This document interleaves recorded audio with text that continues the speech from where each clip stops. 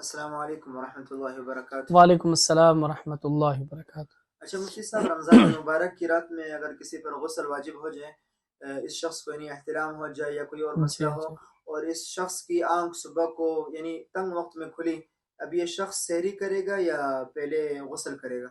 جی جی رمضان المبارک کے راتوں میں اگر کوئی شخص رات کو ہم بستری کرتا ہے یا پھر ویسے احتلام ہو جاتا ہے، تو احتلام ہونے کی صورت میں یا ہم بستری کے بعد وہ سو جاتا ہے، غسل نہیں کرتا۔ احتلام میں تو اس کی آنکھ تب کھلتی ہے جب اس نے کوئی الارم لگایا ہوتا اس وقت، یا پھر کسی وجہ سے اس کی آنکھ کھل جاتی ہے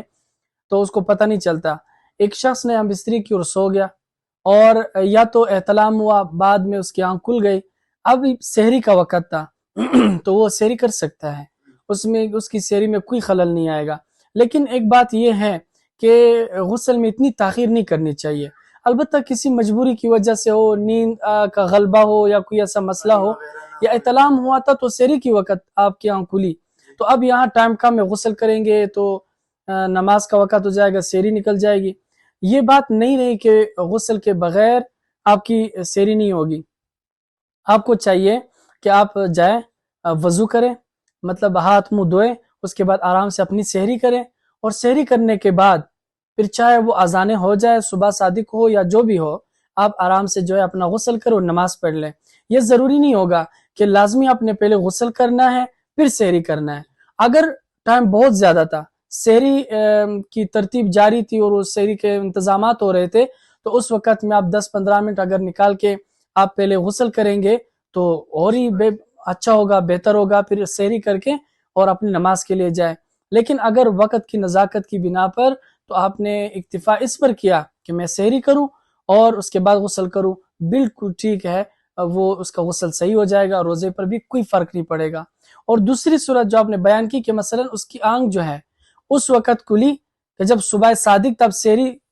نکل چکا اس سے، تو اب روزے پر کوئی اثر نہیں پڑے گا، اس کو چاہیے کہ پہلے غسل کرے اور پھر نماز پڑھے۔ لیکن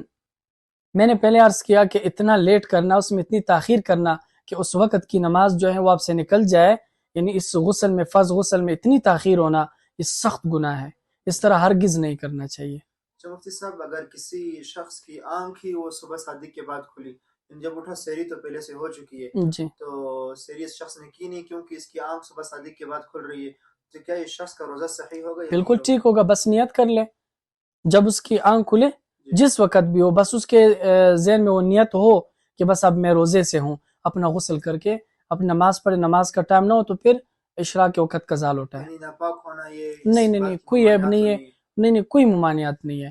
حتیٰ کہ اس میں بہت ساری صورتیں بھی ہیں، لیکن بس یہ مختصر یہی عرض کرنا چاہتا ہوں کہ وہ سحری بھی کر سکتا ہے، اور اس کے بعد اگر صبح صادق کے وقت آنکھ کھلی تو وہ غسل کر کے نماز پڑھ لے، اس کے روزے پر کوئی فرق نہیں ہوگا۔ بڑی مہربانی مفتی صاحب، جزاک اللہ۔